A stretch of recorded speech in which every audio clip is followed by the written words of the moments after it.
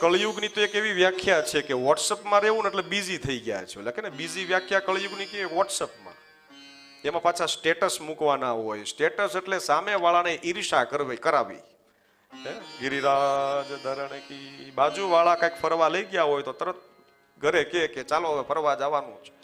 અને ફરવા ગયા તો ઠીક છે, પણ ત્યાં પાછા ફોટા પાડો, પોઝ આપે અને એ પાછા સ્ટેટસમાં ચડાવે. એ તત્વ નહીં. એ બધી કળિયુગની અલગ અલગ કાર્યશૈલી છે. પણ પ્રિયજનો, આપણે આત્મચિંતન કરવાનું છે. આપણે પોતાનો સમય કાઢવાનો છે.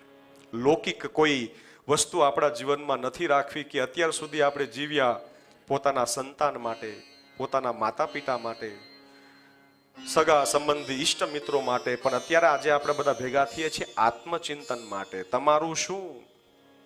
પાછું આપણે આ ફેરામાં આવવું નથી. હવે આ બસ ફેરો એવો કરવો છે ભગવાનને કે આમાંથી પૂર્ણતા તું લાવી દે.